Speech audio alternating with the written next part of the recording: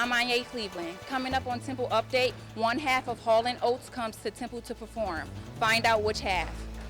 I'll tell you why Lou Williams and the rest of the Philadelphia 76ers came to Temple University.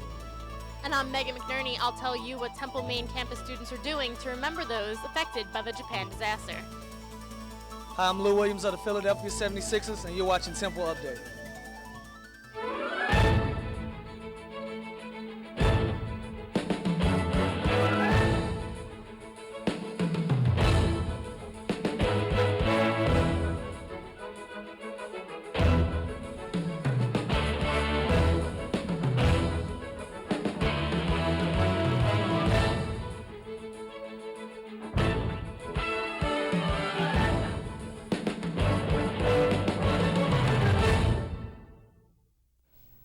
Hello and welcome to this edition of Temple Update. I'm Cherry Gregg. And I'm Dan Koob. We begin Temple Update with Temple students' most recent effort to raise awareness about the crisis in Japan. While Japan continues to try and recover from the recent disasters, Temple organizations are doing their part to help from overseas. Update's Megan McNerney has more. Candles illuminated the night sky on April 7th as members of the Temple community gathered to remember the events that have taken place in Japan. The vigil, hosted by Temple fraternity Delta Chi Psi, consisted of speakers, a walk around campus, and a moment of silence. Delta Chi Psi President Joe Chen says the idea for the vigil came to him after his fraternity raised more than $5,000 at a can shake. We just felt that, there should be like a continuation of like supporting the Japan and like the global community. Temple student Akari Anada is from Japan. She was in the United States during the earthquake, but still has close family and friends back home. I was just scared. I just wanted to make sure everyone was fine, and I just tried to talk to my friends and family all the time. The main theme of the night was to remind Temple students to keep what happened in Japan in their hearts and minds for months to come. Especially college students, they kind of see one thing, kind of show up, whatever, and then they forget, 2 weeks later, it's not a issue to them anymore. So I hope to see that a continuation of support of Japan. People need to remain aware so that they keep wanting to give donations and keep helping out, because the crisis that happened in Japan is going to affect some people for the rest of their lives. Temple University organizations are planning future events on campus and around the city. For more information on what you can do to help, you can type in TU Relief in the temple.edu search bar. Reporting for Temple Update, I'm Megan McNerney.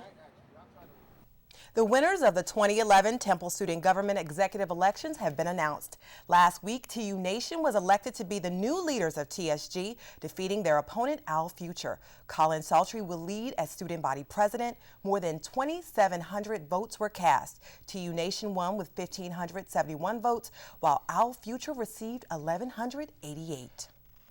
This year's annual Spring Fling event was postponed yet again until April 20th due to inclement weather. It would have been the third consecutive year in which the event took place in the rain, including one year when it rained on the makeup rain date. The annual event features various vendors sprawled across Leocoris Walk and Paulette Walk, with students free to roam around and explore just as long as you make it to class. The National Constitution Center played host to a conversation on the rise of digital democracy on April 12th, an event presented in a partnership with TUTV. The main issue discussed was the ability of social networking to harness democratic passion in Tunisia, Egypt, and Libya. Before answering audience questions, panelists took turns commenting on issues of social networking and democratic protest in front of guests for 90 minutes. One panelist was even Skyped in from Egypt. Temple's Chair of Civil and Environmental Engineering, Michael Boufdel, will travel to Alaska this summer to look for a solution to the 20,000 gallons of crude oil still trapped along Prince William Sound from the Exxon Valdez oil spill in 1989.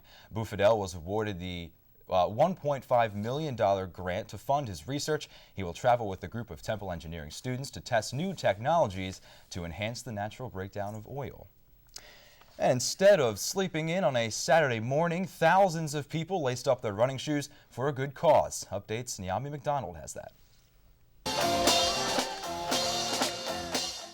More than 4,000 people came together for the 15th annual Walk and Run for Hunger.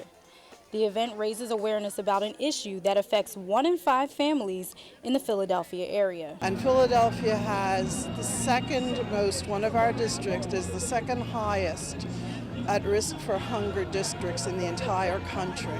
The Hunger Walk supports over 100 local food pantries and hunger relief agencies, including Phil Abundance and Share.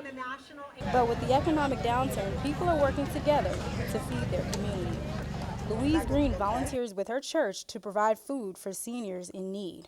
We serve about 50 to 65 people a week.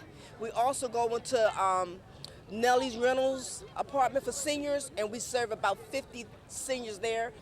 While organizations are fighting to eliminate hunger, many are faced with a lack of volunteers and funding. There are about 700 plus food pantries and soup kitchens in the region, and they need a lot of support. Morgan is optimistic about the impact the walk will have on the community. It's so nice to see everybody come out for such a good cause and really show their support, because it's not going to be one person ending hunger. We all have to step up. Last year, the Walk for Hunger raised over $250,000, and with over 4,000 participants this year, organizers hope to top that total. Reporting for Temple Update, I'm Niambi McDonald. Library Week, Paley Library opened its special collections room for an up-close and personal look at its rare and unique archival holdings. On display were the personal letters and correspondence of General Lyman Lemnitzer. Lemnitzer was a major 20th century military leader, best known for his involvement in the creation of NATO. The letters and other documents span from 1923 to 1994, and provide a more in-depth look at Lemnitzer's World War II career. Temple Student Government is sponsoring a tuition sweepstakes. For $10, students can purchase a ticket to win the $7,000 jackpot, which can be used to pay tuition or student loans. Tickets are available at the Diamond Dollars or TSG office. The limit is 10 entries per student per semester. The deadline for entries is April 22nd, and the winner will be announced on April 25th. Temple's Performing Arts Center hosted a very special event in Lou Klein Hall on April 9th. Updates, Anya Cleveland was there. It's an up-close and personal acoustic setting for the crowd. The audience is quiet as the performance begins.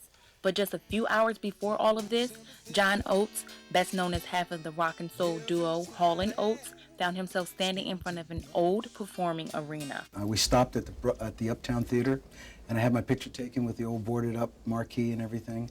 I've got great memories of being here and Philadelphia in general. Just before the performance portion of the night, radio personality Gene Shea conducted a Q&A session with John. The Philadelphia chapter of the Recording Academy and other audience members got a chance to hear about his new musical projects. I have an entire solo career that I've developed over the past few years, and now I have a new album called Mississippi Mile, which comes out April 12th. And I'm very excited about that. The audience got a taste of some songs off of Mississippi Mile. The newest stuff is the most exciting because, you know, it's edgy and it's in your mind. She's Gone is probably a song that just has resonated over the years. Sounds as good today as it did back in the early 70s when we wrote it.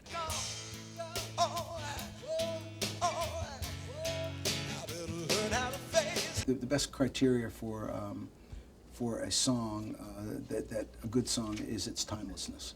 So if it has that quality, I think you've succeeded. It's been over 4 decades since John Oates stepped foot on Temple's campus, and after many years, it's music that brought him back. With the new solo album in stores, Temple University and music lovers can expect more solo material from one half of the Hall & Oates music duo. Reporting for Temple Update, I'm Anya Cleveland. Still to come on Temple Update, Temple's Ambler campus celebrates a special anniversary. We'll tell you all about it. And Temple's Tomlinson Theater is giving their audience a different view of their latest performance.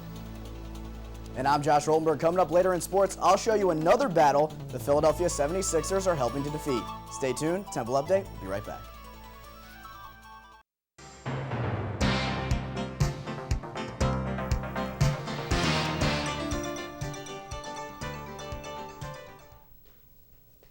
Here with this week's health report is Isabel Garcia.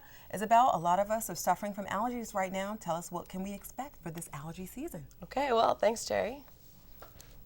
Now that spring has officially begun, so is allergy season. New studies indicate the number of people suffering from allergies and the severity of certain symptoms has increased. An estimated 50 million people in the U.S. suffer from allergies. That's about 1 in every 5 Americans. Allergy specialists say hygiene, animals, climate change, and the time we spend indoors are all to blame. Students from Professor Ed Trey's photo seminar class put together a multimedia showcase, 1,000 Philadelphia Smokers. The display is featured in the atrium of Annenberg Hall and includes pictures, transcribed interviews, and even audiovisual screenings. The exhibit reveals the realities and history behind tobacco and cigarette smoking. And Temple will be hosting the 8th Annual Health and Wellness Fair on April 19th. Faculty and staff are invited to participate in the event, which will run from 10 a.m. to 2 p.m. in the Leah Corr Center. A host of vendors will be on site to promote taking steps to a healthier life. Employee Health Services, Aetna Dental, and Independence Blue Cross are just a few of the organizations that will be participating. And that definitely sounds like it's going to be a great event to go to with lots of healthy tips on how to keep up your immune system. Yeah, I think it's great that people try to stay healthy all year round. Yeah, definitely. Yeah, absolutely. Thank you, Isabel. Thank you. Temple's Ambler campus is celebrating a special anniversary. Updates, Dave Richardson has more. 2011 marks the 100th anniversary of Temple University's Ambler campus. The director of the Ambler Arboretum led us on a lecture and tour, during which we learned some interesting facts. The Ambler campus was originally the Pennsylvania School of Horticulture for Women. Joining us on the tour were 2 women who have been alumni for more than a half-century and studied here before Temple bought the Ambler campus. I graduated in 1948 and have celebrated my 50th and 60th reunions here on campus. We fed the student body because fruits and vegetables were grown fresh, and the greenhouse we grew lettuce and tomatoes. So our school was known for the education of women with practical experience, which was not taught before then. Ambler's campus has seen changes over time, but there is one thing that has remained the same. I think the feeling that the people have when they're here is the fact they're close to nature, and I think that unites the people that come here. We have all kinds of different gardens here, and the nice thing is it's free and it's open to the public any day, so anyone can come and visit, and you can come and sit in the gardens and take a walk around. Sunday's lecture and tour is one of just many events celebrating the centennial anniversary of Temple's Ambler campus.